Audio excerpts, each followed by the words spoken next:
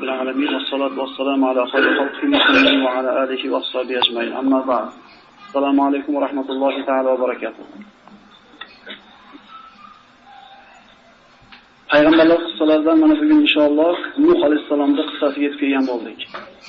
O'tgan safargi suhbatimizda biz Odam alayhisolamning mana yer yuzidagi hayoti, undan keyin Shis va Idris alayhissalomlarning hayoti bilan tanishib chiqqan bo'ldik. Idris alayhissalomning hayotiga bir murojaat qiladigan bo'lsak, shu narsani ko'rdikki,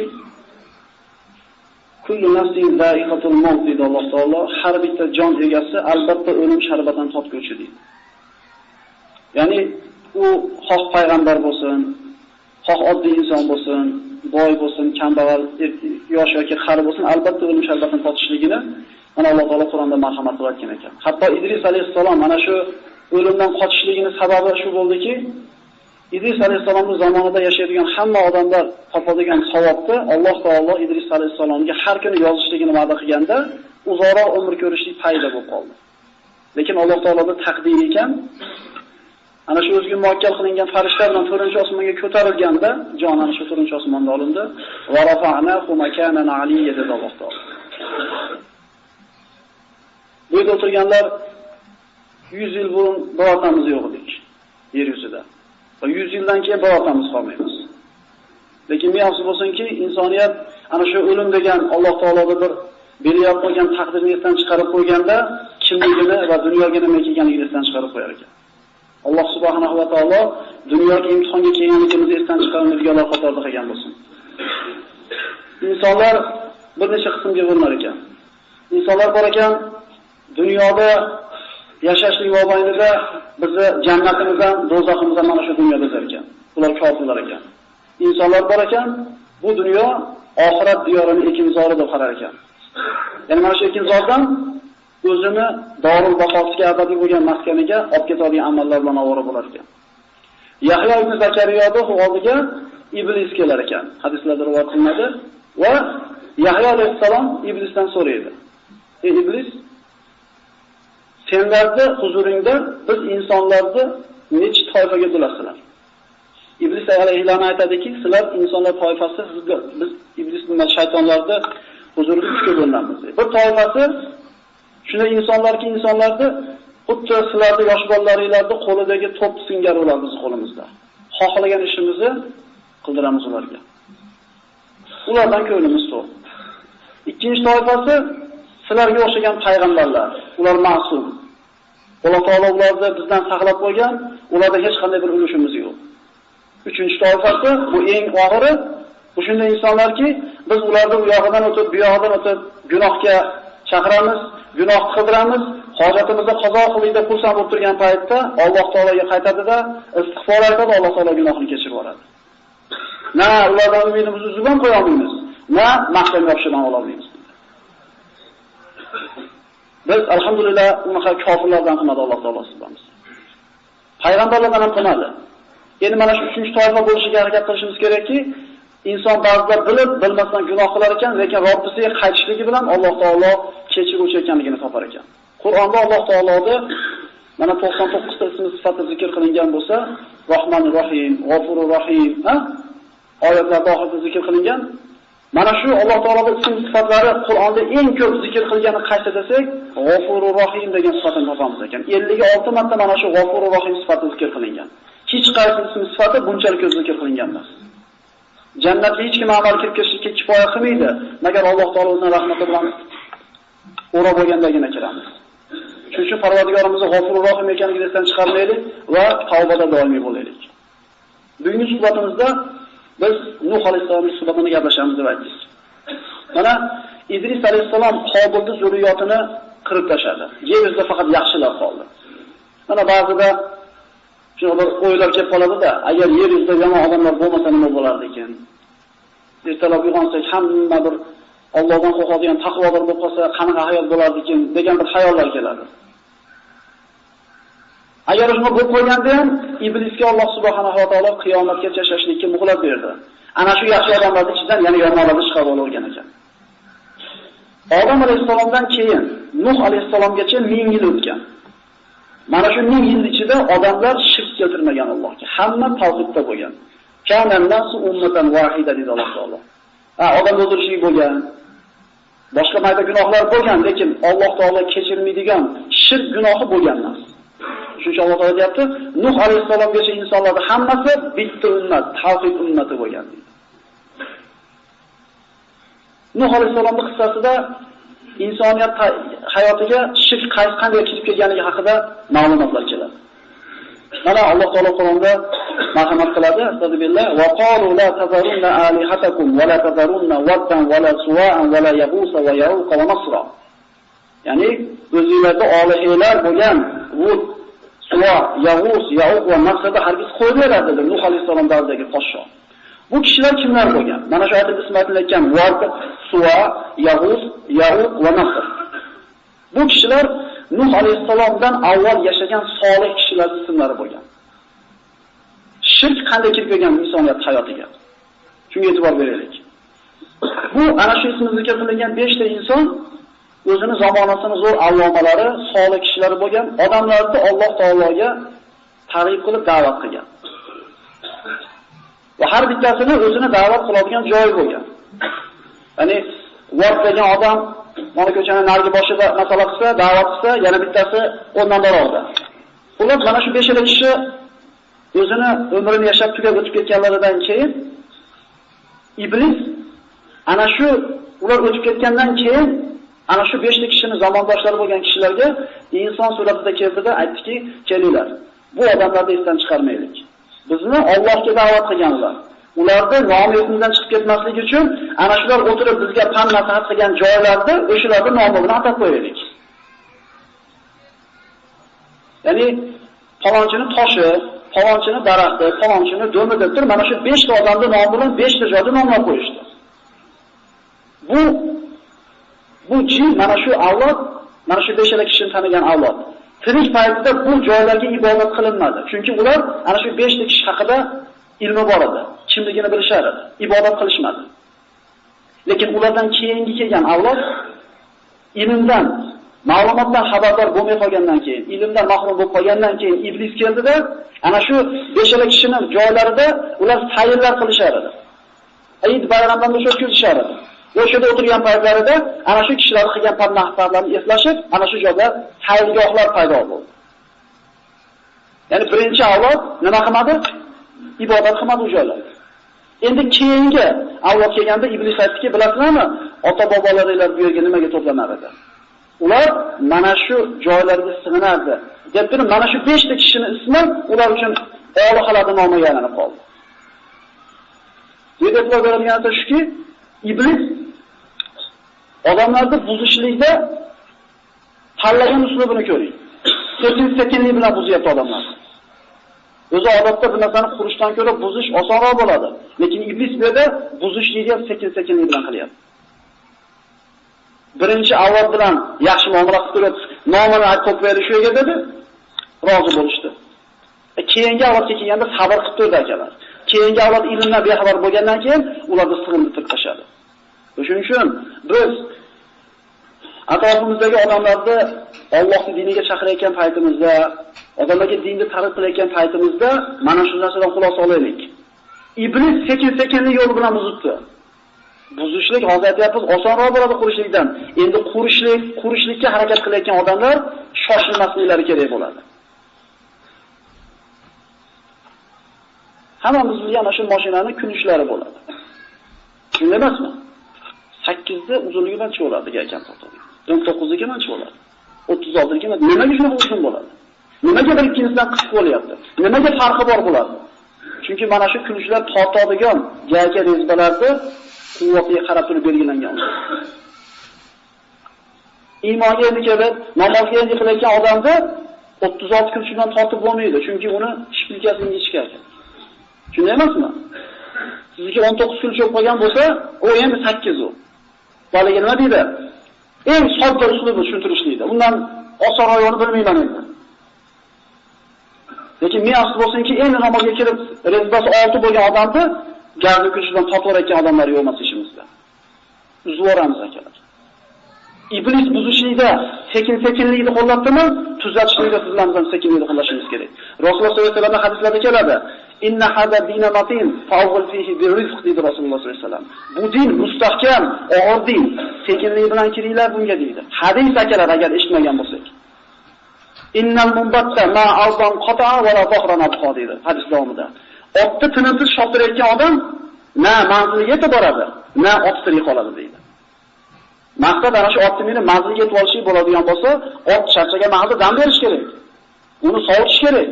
Unga bir parvarishlik qilish kerak. Keyin safar davom etadi. Alloh taologa og'ir bo'lgan, Alloh taologa mustahkam bo'lgan bu dinida otni choptiradigan bo'lsak, uzoqqa bora olmay qolamiz. Bu dinda tabiati, bu dinda ruhi shunaqa ekan. Sekin-sekinlik. Demak, insoniyat Nuh alayhisalom davrigacha shirk keltirmagan. Mayda gunohlar bo'lgan boshqa gunohlar, lekin shirk keltirmagan. Iblis insoniyatning ichiga mana shunday uslub bilan shirk olib kirib keldi. Yuqoridagi oyatda sharhi mana shu bo'ladi. Nuh alayhisalom davriga kelganda yer yuzida birorta muvahhid Allohni bitta deydigan kishi qolmadi. Faqat Nuh alayhisalom tavhidda bo'lgan. Nuh alayhisalom ulul azm minar rusul, ana shu payg'ambarlar ichidagi eng ulug'lardan bittasi. 5 ta deyiladi ular. Nuh, Ibrohim, Musa, Iso va Muhammad alayhisolatu vassallam. Nuh alayhisalom insoniyatning ikkinchi otasi, ikkinchi odam deyiladi. Nuh ibn Lamid, ibn Mutashallih, ibn Idris. Ya'ni Idris alayhisalom Nuh alayhisalomning bobosini otasi bo'lyapti. Bu kishilar yuzlab yillar yashardilar. Nuh alayhisalom 1000 yildan ortiqroq umr ko'rgan deb rivoyat qilingan. Imom Buxoriyda kelgan hadis Abdulloh ibn Abbosdan rivoyat qilinadi. Rasululloh sollallohu alayhi vasallam marhamat qildilar. Odam bilan Nuh orasida 10 asr o'tdi. Ya'ni Odam alayhisalom bilan vafoti bilan Nuh alayhisalomga payg'ambar bo'lib yuborguncha 1000 yil o'tdi va hammasi tavhidda bo'lgan. Mana shu 1000 yil ichida insoniyat hammasi islomda tavhidda edi.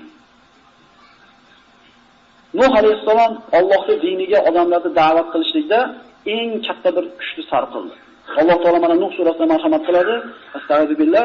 Inna arsalna Nuhan ila qaumihi an anzir qaumaka min qabli an ya'tiyahum azabun alim. Albatta biz Nuhni o'zini qavmiga ularga alamlantiruvchi azob kelg'ushligidan avval ogohlantirishni deb yubordik. Yana bir Nuh alayhisalom qissasida bir e'tibor beradigan joyimiz, boshqa tarixlar qissalarni inshaalloh o'qiymiz, Alloh xohlasa qissa. Ko'proq ulamolarning sharhi, hadislar bilan kelgan qissalar. Lekin Nuh alayhisalom haqida faqat Qur'onda oyatlarda kelgan.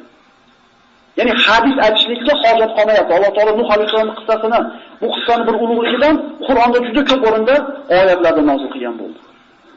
U kishi qavmini da'vat qildi. Ey qavmim, men sizlarga ochiq ogohlantiruvchiman. Alloh taologa ibodat qilinglar, undan taqvo qilinglar va itoat qilinglar. Sizlarning gunohlaringizni kechiradi va sizlarni ma'lum bir ajalga yaqin kechiktirib turadi. Albatta Alloh taolo ajali kelgan paytda hech kim uni qaytarishga qodir bo'lmaydi agar bilsanglar. 950 yil da'vat qildi Nuh alayhisalom o'zining qavmini. Kim 50 yil umr ko'rmay o'tib ketyapti? 950 yil. Ertayu kech bitidan ham da'vat qildi, yoppasidan da'vat qildi, pishirgan da'vat qildi, oshkorga baqirgan da'vat qildi, lekin bularni Alloh taolo qalbini hidoyat qilmasa, 950 yil payg'ambar qo'shnisi bo'lib turib, la ilaha illalloh diyomatini o'lib ketgan insonlar bo'ldi. Mana Robbisiga qilgan shikoyatida Nuh alayhisalom aytadi: "Qala robbi inni da'awtu qawmi laylan va nahara, falam yazidhum du'ai illa firara." Parvardigorim, men qavmimni layla nahar, kunduzi ham kechasi ham da'vat qildim. Meni ularga bo'lgan da'vatim mendan faqat qochishligiga sabab bo'ldi. Qachonki men ularga da'vat qilgan paytimda barmoqlarini quloqlariga tiqib olishdi va ko'ylaklari bilan etaklaridan yuzlarini to'sishdi va kibr qilishdi. So'ngra men ularga oshkora da'vat qildim. So'ngra men ularga maxfiy da'vat qildim, sirriy da'vat qildim. Aytdimki, Robbilariga istig'for etdilar, albatta Alloh taolo tavbalarni qabul qiluvchi bo'lgan zot. Siz bilan bizga Alloh taolo la ilaha illalloh degan ne'matni shunday hadiya qilib berib qo'ydi. Kimimiz qo'shnimiz payg'ambar? Kimimiz payg'ambar zamonida yashayapmiz? Alloh taolo siz bilan bizga bergan eng katta ne'mati bu la ilaha illalloh degan ne'mat. Buni qadriga yeta olmayapmiz. Faraz qiling 950 yil da'vat qilganda eng ko'pi 80 ta odam iymon keltirgan ekan. Eng ozroqi 10 ta odam iymon keltirgan ekan. 100 yilga bittadan to'g'ri kelyapti. Bu nima degani? Alloh xohlagan bandasiga iymon degan ne'matni berar ekan. Mana shu o'tirgan Alloh taolo shu ne'matni beribdimi? Mana shu biz yurtimizda yashayotgan kalima go'ylarga iymon ne'matini beribdimi? Alloh taolo katta marhamati bo'ladi.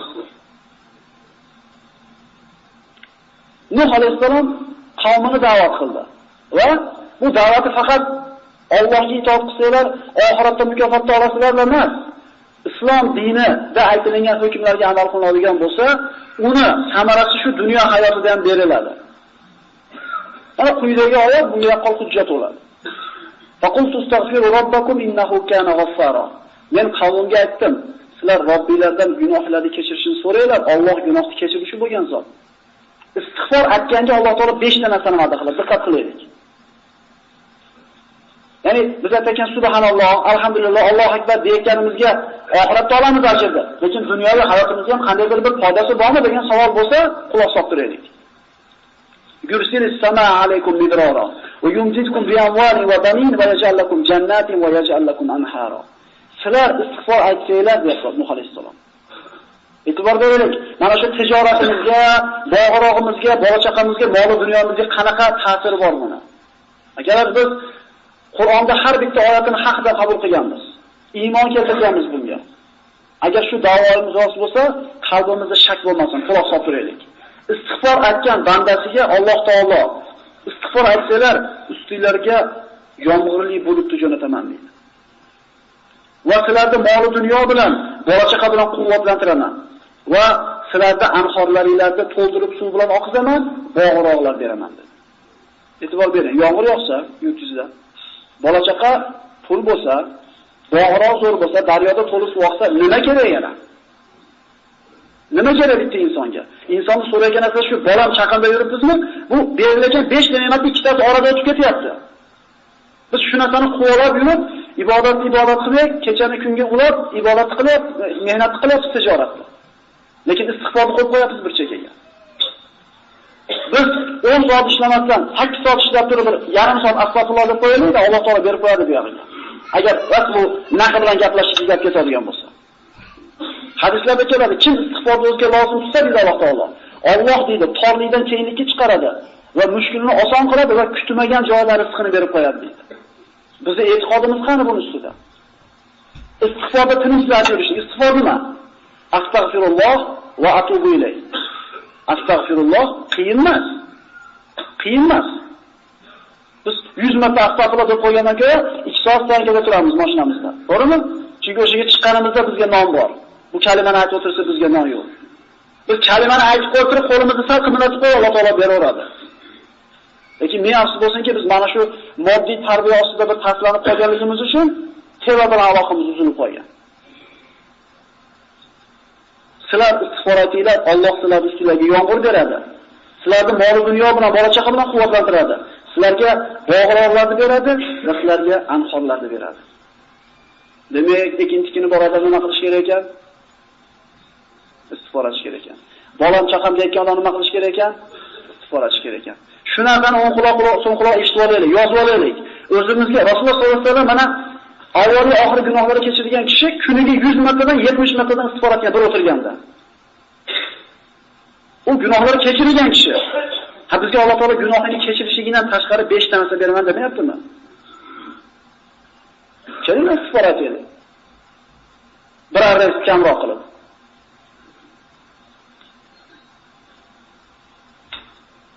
O'sha vaqtlarda Nuh alayhisolamning davrida bir kofir podsho yashagan. U kofir podsho Nuh alayhisalom bilan hech kimni gaplashmaslikka targ'ib qilgan edi. Alloh taologa shikoyat qiladi Nuh alayhisalom. Qala Nuhu robbi innahum asawni wattaba'u man lam yazidhu maluhu va waladuhu illa khasara va makaru makran kubra. Parvardigoro, ular menga osiy bo'ldi qavmim va ularning mol dunyosini, bola-chaqasini ziyoda qilmaydiganga itoat qilishdi va menga qarshi makr hiyla qilishdi. Makaru va makaralloh vallohu khayrul makirin. Bular ham makr qildi deydi Alloh taolo. Biz ham makr qildik deydi. Makrdan eng yaxshisini Alloh qiladi deydi. Innahum yakiduna kayda wa akidu kayda famahilil kafirin amhilhum ruwayda. Ana shu kofir podshoh o'zini qavmiga hukm chiqardi. La tazarunna va la tazarunna alihatakum va la tazarunna waddan va la suwa. Ana shu 5 ta oyoqlarni qo'ymanglar. Nuhga quloq solmanglar, sizlar ana shu butlarga ibodat qilaveringlar. Podshoh tomonidan shirkka buyurildi.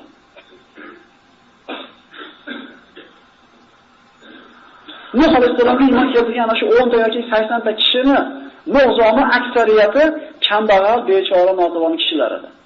Ya'ni odatda payg'ambarlarga kimlar iymon keltirgan? Qonni qulsog'ati odamlarga xudo kerak bo'lmaganda nazarida. Chunki hamyonni nima qilyapti? Puli bilan hal qilyapti, tanish-bilishi bilan, amali bilan hal qilayotgan bo'ladi. Odatda Allohga muhtojligi bor odamlar iymon keltirgan ekan. Nuh alayhisolamga ham aksariyat iymon keltirganlar kambag'al bechoralar bo'ladi. Shunda ajoyib bir shart qo'yadi bu podshoh. Aytadiki, "Mana biz senga da'vat qilishga ruxsat beramiz. Sen bilan gaplashib o'tirarmiz, ehtimol senga iymon ham keltirarmiz. Faqat bitta shartimiz bor. Ana shu atrofingdagi kambag'al, qalang'i, qasang'i kishilarni nari qilasan. Ular xor, biz azizmiz. Ular past, biz balandmiz" deb ularni Nuh alayhisolamning oldidan haydashlikka taklif qildi.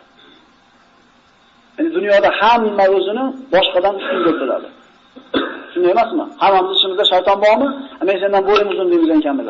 Men sendan pulim ko'p deymiz. Men sendan kuchliman, men sendan chiroyliman deymiz. Albatta qaysi narsamiz bilan boshqalardan o'zimizni nima qilamiz? Ustun deb bilamiz.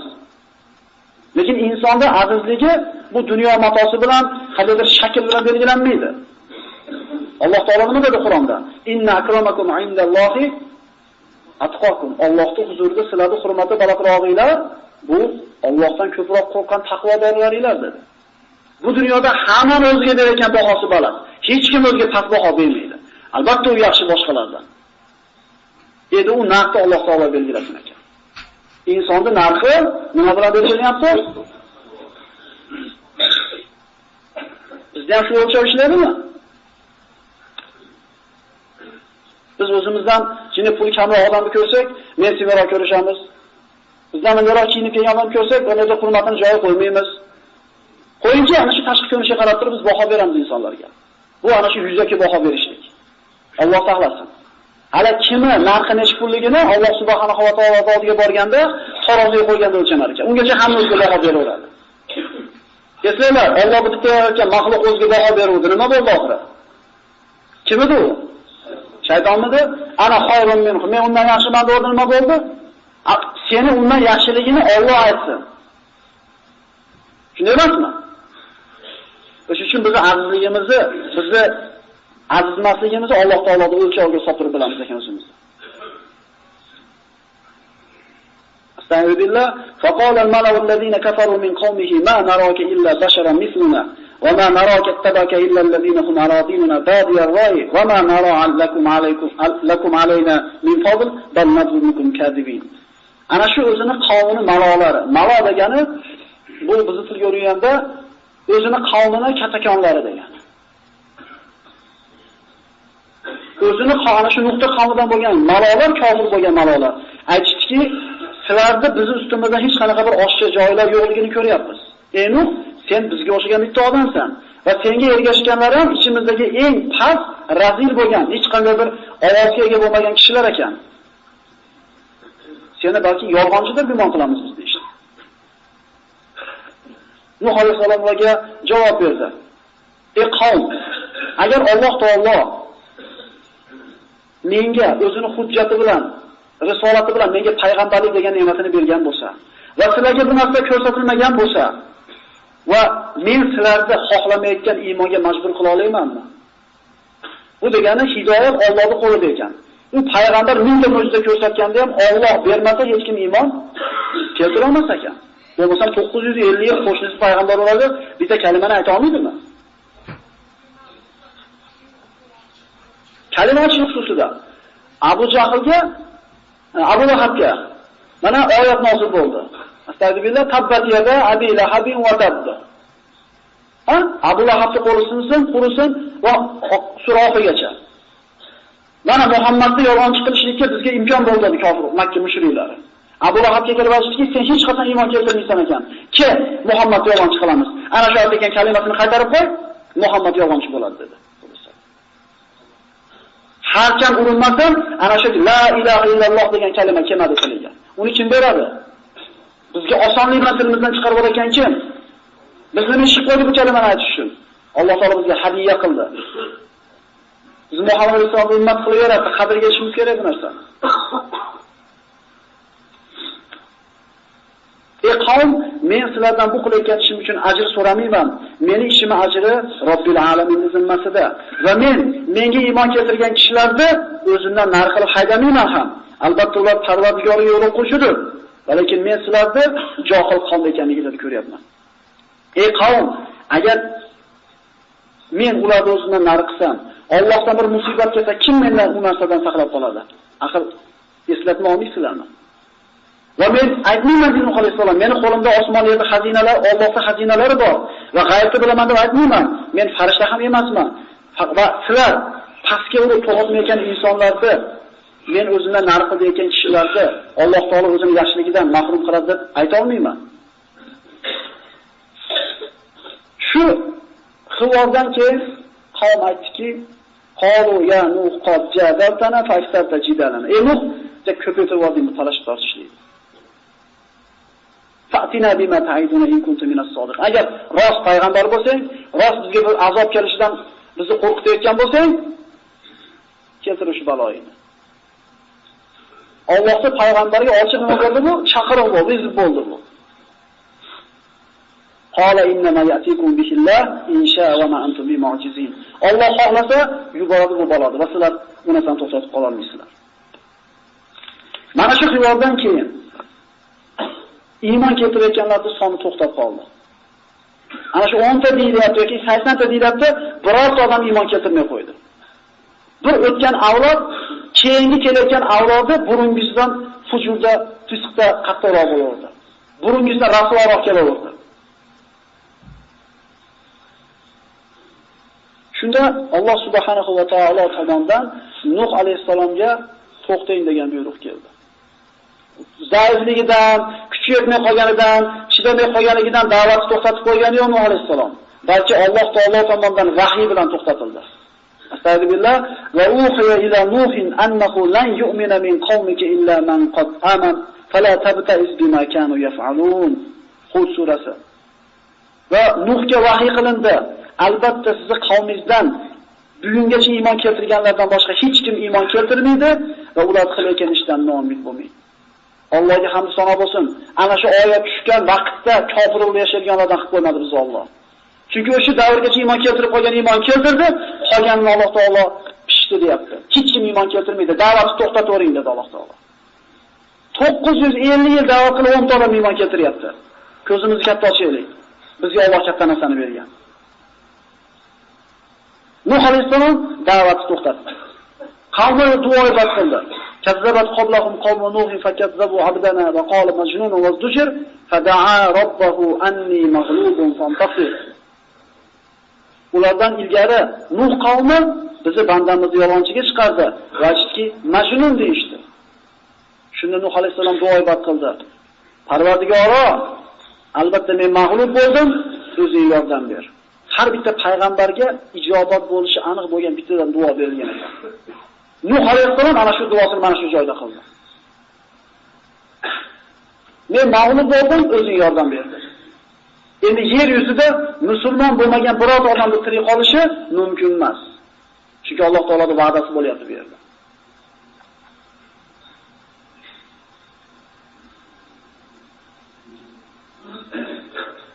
Nuh alayhisalom ana shu Nuh surasida Alloh taologa iltijo qiladi. Nuh aytdi, Parvardigori, albatta ular menga osiy bo'lishdi va ularning moli dunyo bola chaqasini ziyoda qilib milyonga itoat qilishdi va makr qilishdi. Va ana shu olixalarlarda Uad, Suva, Yag'us, Ya'uq va Nasrlarni qo'ymaylar deyishdi. Va juda ko'p kishilarni adashtirishdi. Ana shu qilgan xatolar tufayli cho'ktirildilar va jahannamga ravona bo'ldilar. Qala Nuh robbi la tadar alal ardi minal kafirin dayyara. Alloh taolaga nido qildi, Parvardigor yer yuzida kofirlardan birortasini qo'ymagin. Xo'p, endi hech kim iymon keltirmaydi. Nuh alayhisalom nimaga duo qilyapti? Ana shu iymon keltirgan ozgina toifani ham ular adashtirishmasligi uchun Alloh taolo ularni halol qilishligini so'radi. Alloh taolo mana shu duosidan keyin Nuh alayhisalomga kema qurishlikni buyurdi. Va wahayna ilayhi an isna'il fulka bi a'yunina va wahyina. Biz Nuhga vahiy qildik. Fulk yasang, fulk mana shu katta kema bizni vahiyimiz bilan, bizni ko'rsatmamiz bilan.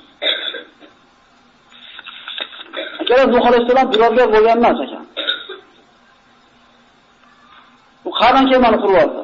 Alloh taolo aytayapti, men o'zim o'rgatib beraman sizga qanaqa qilib kema qurishni deyapti.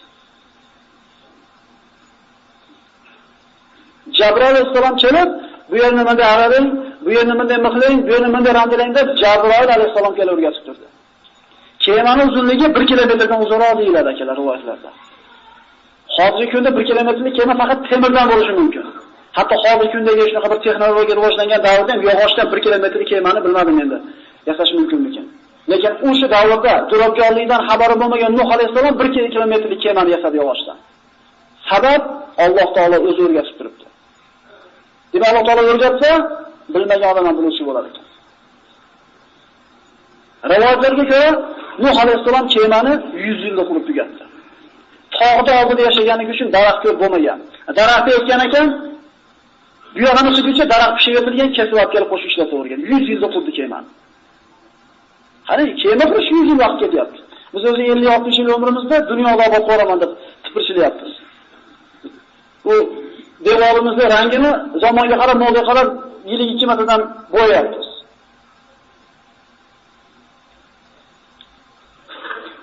Kemani tog' ustiga qurdi Nuh alayhisalom.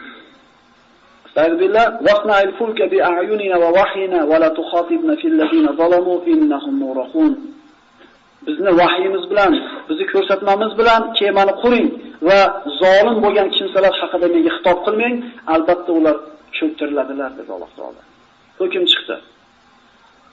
Ya'ni Alloh taolo aytayapti, ey Nuh, ular haqiga duo ham qilmang, ularga istig'for ham aytmang, tamom, ular endi halok bo'ldi. Nuh alayhisalom mana aytdik, da'vatni qo'ydida, endi nimani boshladi?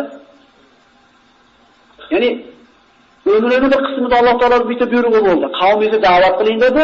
Shu da'vatda 950 yil turdi. Endi to'xtating, kema yasang dedi, da'vat shuni to'xtatib nimaga o'tdi?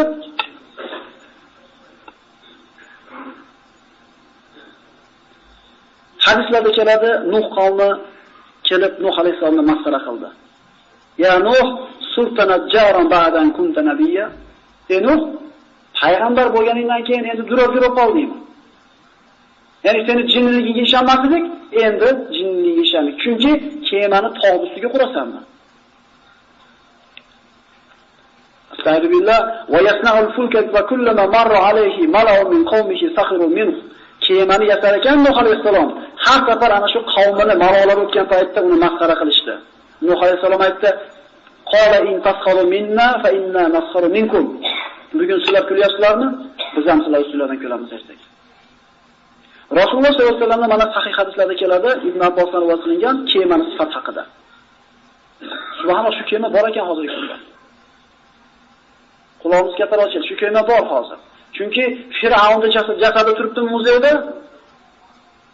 Wala qad taraknaha ayatan fa hal min mudakkir deyapti Alloh. Men ana shu kemani mo'jiza qilib, oyat qilib qoldirib qo'ydim. Fikr yutadigan bormi deyapti Alloh taolo. E'tibor beringlar. Fir'avn cho'kkan mahallada u bilan birga qancha armiyasi cho'kdi, qancha temir ot yog'och aravasi cho'kdi. Nimaga hammasi chirib yo'q bo'lib ketdi shuncha ming yil ichida? Nimaga Nuhmani Fir'avnning jasadi qoldi?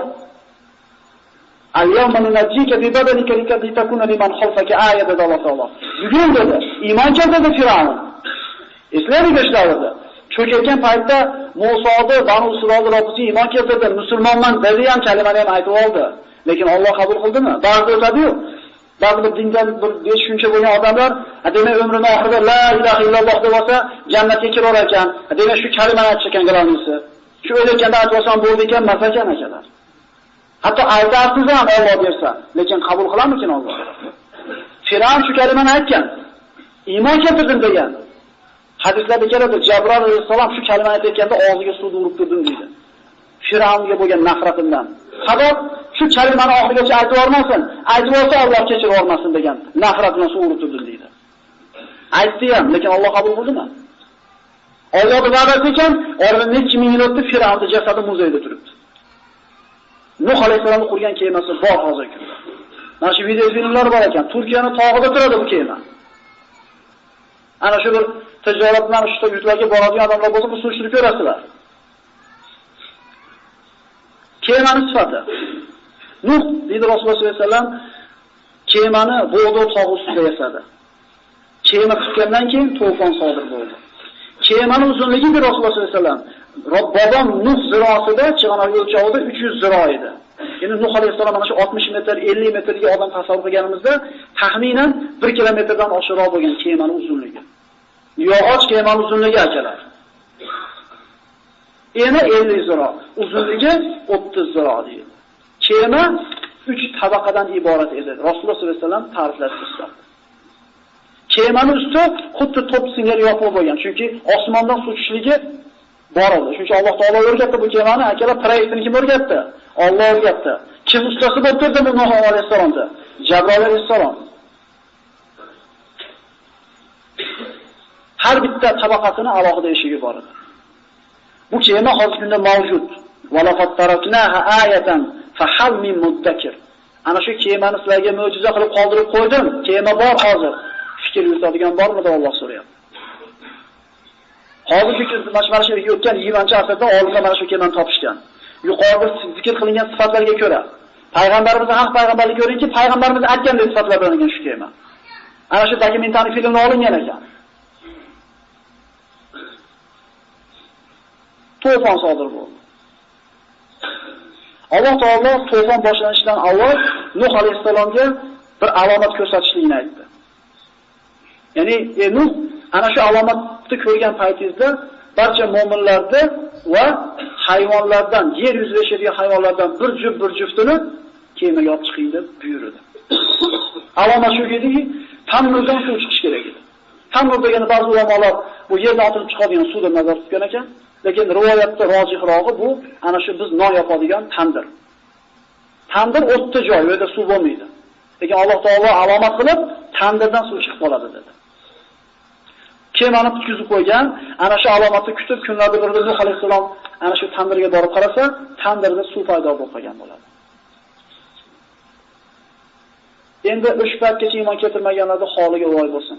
Chunki ana shu oxirgi lahzalari, oxirgi soatlari hayotda yashayotgan ekan.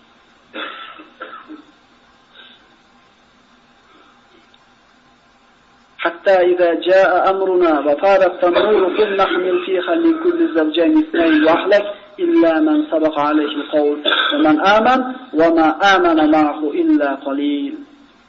Qachoniki bizni buyrug'imiz kelgan paytda va tamnurdan suv chiqqan paytda aytdik, har bitta hayvondan bir juftdan oling, oilangizni oling va iymon keltirganlarni oling. U kishiga iymon keltirganlarning soni juda ozchilik edi deydi. Mana aytamiz 10 kishi deylar ekan, eng ko'p rivoyat 80 kishi deylar ekan. 80 kishi bo'lganda ham akalar, 100 yiliga 10 ta odam iymon keltirganda nechta odam bo'lish kerak edi? Lekin Alloh yaxshi ko'rgan bandalarga berar ekan iymon. Nuh alayhisalom ana shu alomatni ko'rganda mu'minlarni yig'dida kemaga olib bordi. Endi nima muammo qolyapti bu yerda? Hayvonlarni yig'ib kelish kerak. Qayoqdan qaysi hayvonni istaverdi bir juft alomat kelib qoldi. Kemani oldiga mu'minlar yig'ib borganda subhanalloh, yer yuzida mavjud bo'lgan hayvonlardan hammasidan bir juftdan turardi. Go'yoki Nuh alayhisalom chiqishlikka ruxsat so'ragandek. Ana shu kiyik yo'lbarsda oldida turardi. O'sha tog'da oldida tulki turardi, lekin bir-biriga tegishmas edi. Bularni kim jamladi? Alloh jamladi. Nuh alayhisalom hayvonlarni joylashtirdi va odamlarni joylashtirdi. Shunda Alloh taolo tomonidan buyruq keldi. Fafatahna abwab as-samaa'i bima'in munhamir. Osmondan yomg'ir yog'di demayapti Alloh. Osmon eshiklarini ochib yubordi deydi. U tomchilar yog'madi. Eshikni ochib yuborganda suv qanaqa tushadi ichkariga? Mana shunday suratda suv tushdi. وَفَجَّرْنَا الْأَرْضَ عُيُونًا فَالْتَقَى الْمَاءُ عَلَى أَمْرٍ قَدْ قُدِرَ. Va yerda buloqlardan portlab deydi. Yerdan otilib chiqdi buloqlar. Bunaqa pulpulab chiqmadi, otilib chiqdi. Va osmondan tushgan suv, yerdan chiqqan suv Alloh taqdir qilgan joyda uchrashdi.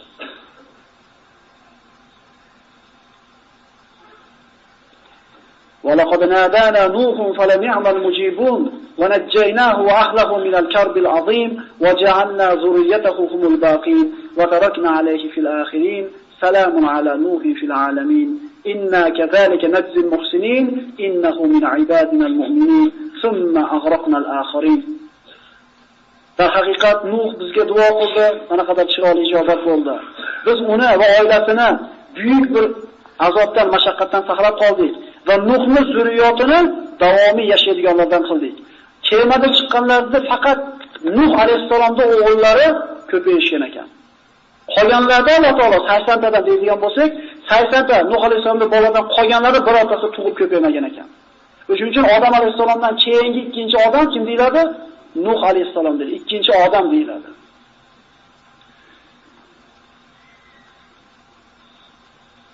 Alloh taolo mana suvni sifatlab aytadi Qur'onda, boshqa oyatlarda inna lamma taghalna wa hamalnakum fil jariya. Albatta suv haddidan oshgan paytda sizlarni ana shu joriy kemada ko'tardik. Linaj'alaha lakum tadhkiratan wa ta'iyaha udhun wa'iya. Suv haddan tashqari ziyoda bo'ldi. Mana rivoyatlarda keladi, yer yuzidagi eng baland tog' cho'qqisidan 15 metr ko'tarilgan. Yana shu 6600 metrmidi? O'shundan 15 metr ko'tarildi. Ya'ni bu dan shuni tushunsak bo'ladiki, yer yuzida yer jonivorlardan birortasi tirik qolgan emas. Tafsirlarda keladi, ana shu suv haddan oshib ziyodalashib kelgan paytda odamlar toqqa qarab qochadi. Toqqa qarab qochganda suv ko'tarilib kelaveradi. Ayollar emizikli bolalarni qo'lda ko'tarib turadi mana shunday qilib. Suv bo'g'zi kelganda ana shu ko'tarib turgan bolasini oyog'ini taqib chiqishgan ekan. Jon saqlashlik uchun. Lekin fala tuqatibni fil ladina zalamu innahum mughraqun dedi Alloh. Zolim bo'lgan kimsalar haqida xitob qilmay menga bular hammasi cho'kib ketadi dedi. Ana shu yaxshi ko'rgan bolasini oyog'ini taqib qo'yib chiqqan ekanki, shoyat suv to'xtab qolsa, ana shu tumshug'im suv ustida qolib qolsa degan umid bilan.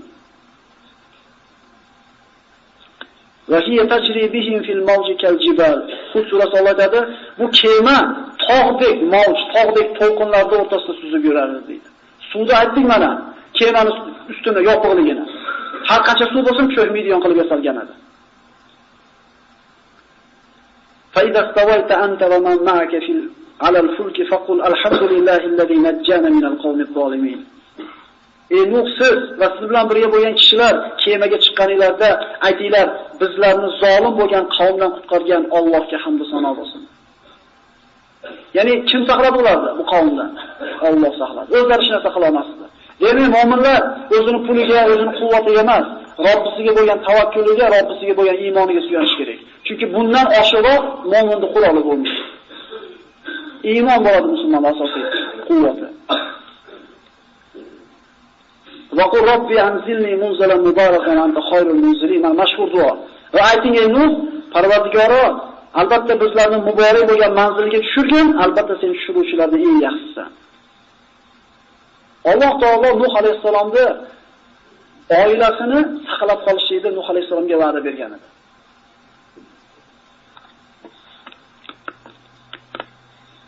Mana aytdik, Nuh alayhisolamni oilasini Alloh saqlashligini va'da bergan edi.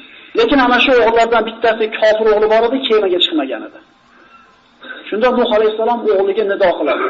Va nada Nuh ibna va kana fi ma'bani ya bunayya irkab ma'ana va la takun minal kafirin. Ey Nuh, biz bilan kemaga chiqqin, kofirlar bilan birga bo'lmagin dedi. Bolasi aytdi, qala sa'awi ila jabalin yasimuni minal ma'. Toqqa chiqib olaman dedi. Suvdan meni saqlab qoladi dedi. Allohning balosi kelgan bo'lsa, bizni har qancha tanishimiz bo'lsin, har qancha pulimiz bo'lsin, har qancha quvvatimiz bo'lsin, buni oldida hech narsa emas. Alloh tomonidan balo kelsa, rivoyatlarda Ibrohim alayhisalom zamonida yashagan Namrud degan podshohni burniga bitta pasha kirib ketgan ekan. Shu o'ldirgan ekan uni. Ya'ni o'zini zamonida mutlaq podshosi katta bo'lgan ekan. Namrud, Zulqarnayn, Fir'aun va Buxtun-Nasr degan odam bo'lgan ekan tarixda. Shu to'rtta odam o'zini zamonida yashagan odamlarni mutlaq o'zini xolasiga birlashtirgan ekan, mutlaq podshoh bo'lgan. Shundan bittasi Namrudni osmonga nazarotgan deyiladi. Ibrohim Robbisini o'ldiraman deb. Shunaqa da'voda bo'lgan, ilohlikda da'vosida bo'lgan podshohni burniga bitta pasha chivin kirib o'ldirib qo'ydi. Ya'ni akalar, bizni yeyotgan oshimizni bir dona guruchi biz uchun balo bo'lishi mumkin. yoki bir qo'plam ichayotgan, jonimizga rohat bag'ishlayotgan choyimiz bizga zahar bo'lishi mumkin. Mana shuni to'sib qo'ysa pishdi odam. Shuning uchun inson o'zini kimligini tanisa, Robbisini taniydi.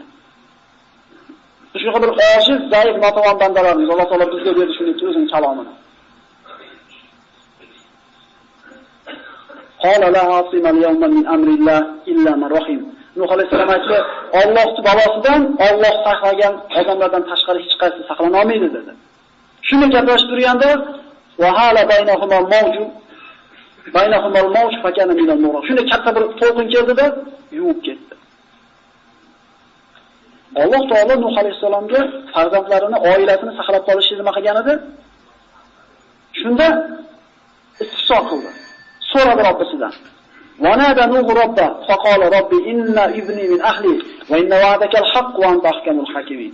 Parvardigorim, o'g'lim meni oilamdan edi. U meni o'g'lim edi. Sen oilamni saqlab beraman degan eding. Seni va'dang haq edi. Hikmat egasi o'zingsan dedi. Ya'ni nimaga cho'kib ketdi demayapti. E'tibor beringlar. Alloh taolo Nuh alayhisalom mana shu o'g'lini keyingi yashaydigan insonlarga bir ibrat qildi. Innahu amalun g'ayru solih. U solih amal emas dedi. Ya'ni solih amalni qilmadi, gunoh amalni qildi demayapti. U bolani o'zi solih amal emas deyapti.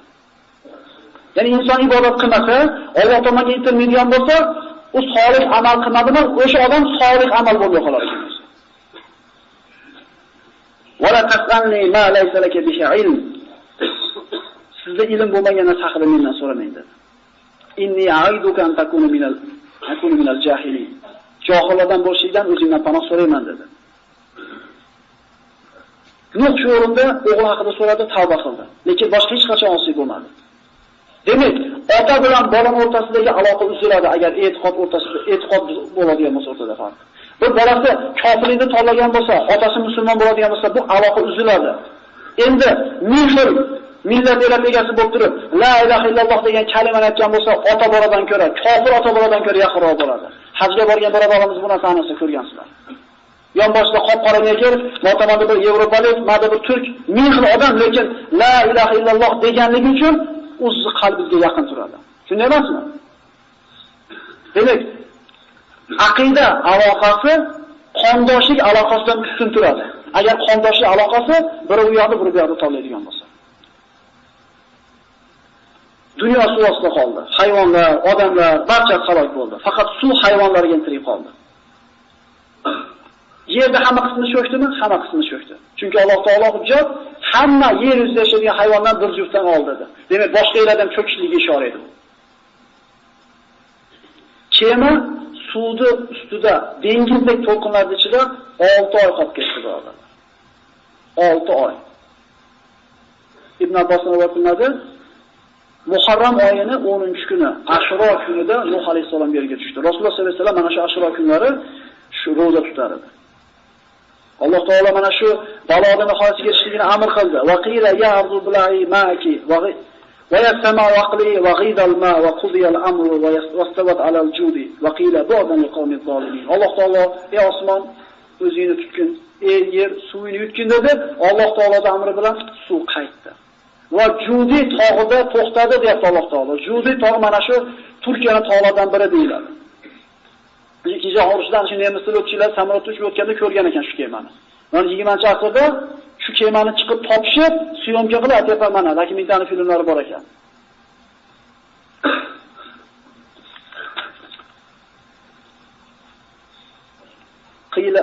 قيل يا نوح اهبط منا بسلام منا وبركات عليك وعلى ممن معك سنمتعهم ثم يمسهم منا عذاب أليم. Ya Nuh, siz va siz bilan birga bo'lgan kimsalar men tomonidan salom va barakat bilan tushinglar. Nuh alayhisalom 6 oy orasida to'fonni to'xtashligini kutdi. Va suv tinchiganda kemani kaptarni tushirib turdi. Tog' ustiga o'rnadi deyapmiz. Kaptarni tushirdi. Bir necha marta qaytib keldi, quruq qaytib keldi. Ana shu navbatdagi uchirishlarda bittasi tushirganda tumshug'ida zaytunni shoxchasini olib keldi. Ya'ni suv pastlaganligi, daraxtlar chiqqanligini belgisi edi. Ana shu tinchlik belgisi deymiz-ku, kaptarni chizib tumshug'iga qachib qo'yiladi. Bu bizni shariat islomimizda va tarixda bor ekan bu narsa. Kaptar tumshug'ida ana shu zaytunning shoxchasini ishlagan. Ya'ni keyingi safar uchirganda kaptar oyog'ida ozgina turpoq bilan keldi. Ya'ni yer ochilganligiga ishora edi. Nuh alayhisalom yerga tushdi. Yer yuzida hech kim qolmagan edi. Mana bu gapimiz boshlatdik-ku, agar hamma yomonlar yo'q bo'lsa nima bo'lardi ekan? Yana boshqadan yomonlar boshlanadi-da. Mana Nuh alayhisalom uchun Alloh taolo yerini tozalab qo'ydi kofirlardan. Lekin keyingi kofirlar qayerdan keldi? Mana shu yaxshi odamlarni bolalardan chiqarmadimi?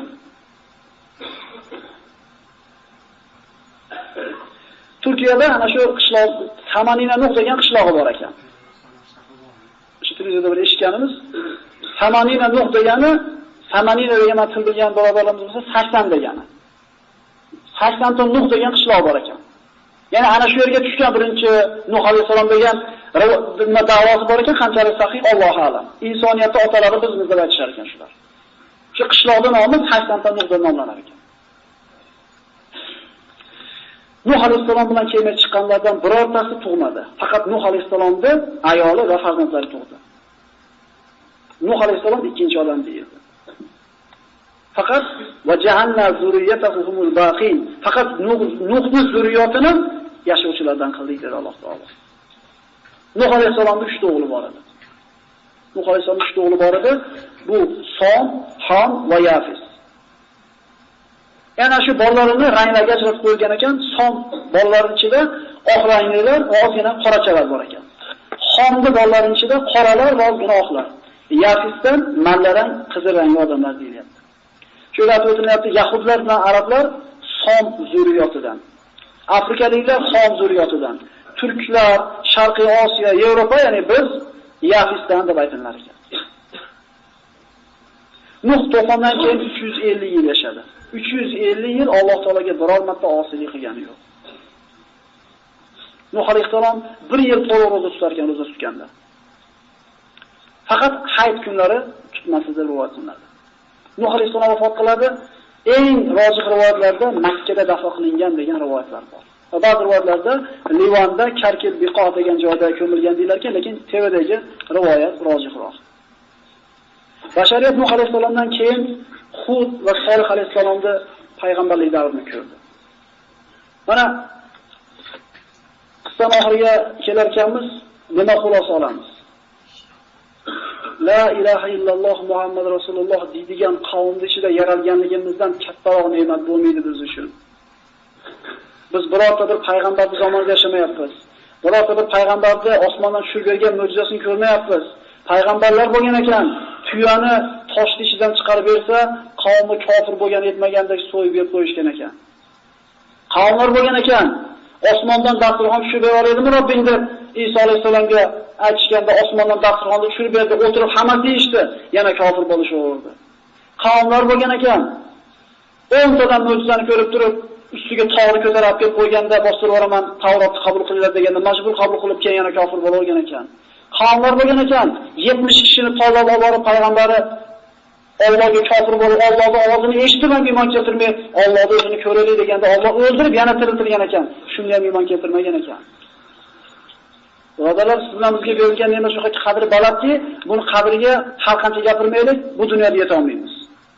Alloh taolo aytadi: "Va ista'azana robbukum la in shakartum la azidannakum." Agar meni bergan ne'matimni shukrni ado qila olasizlar, men ne'matimni ko'paytirib beraman deydi. "Va la in kafartum inna azabi lashad." Agar kufr keltirsanglar, shukr qilmasanglar, azobim qattiq deydi. Oladigan birinchi xulosamiz, iymon degan ne'matni bizga Alloh taolo shunday hadiya qildi, qadriga yetaylik. Ikkinchi oladigan darsimiz, bizni qilayotgan dunyoviy tijoratimizga albatta shu aytayotgan istiqbollarimizni to'g'ridan to'g'ri aloqasi bor ekan. Chunki 5 ta narsani va'da qilyapti, bitta istiqbolda aytgan odam. Aqida bu akalar. Nikin desak iymondan ketib qolamiz, chunki Alloh va'da qilyapti buni. Nikin deb bo'lmaydi. Aniq shunaqa. Yomg'ir beraman deyapti ustilarda. Mol dunyo bola chaqa bilan quvvatlantiraman. Daryolarda to'liq suv oqadi, bog'larni beraman deyapti. O'riydi uvorib yomg'ir. Ko'rdinglarmi? Kim ishi bu? Yomg'ir yog'masa hamma yoq qurib ketyapti deb yig'layapmiz. Yomg'irni berishni ko'paytirib qo'ysa o'rgimiz uvoryapti. Kimning qo'lida ekan bu narsa? Biz hali hunarimizga, tayyorgarligimizga, olib qo'ygan azotimizga, kislatamizga, dorimizga suyanmasin, Robbimizga suyanishni o'rganaylik. Alloh xohlamasa biz bir xotin ham suvni yuta olmaymiz. La havla va la quvvata illa billah. Hech qanday kuch, hech qanday quvvat yo'q. Kim bilan bormagan? Alloh bilan bor. Inshaalloh keyingi suhbatimizda Alloh qodir qilsa Hud alayhisalomda bundan keyin Solih alayhisalomga tarixini gaplashgan bo'lamiz. Assalomu alaykum va rahmatullohi ta'ala va barakatuh.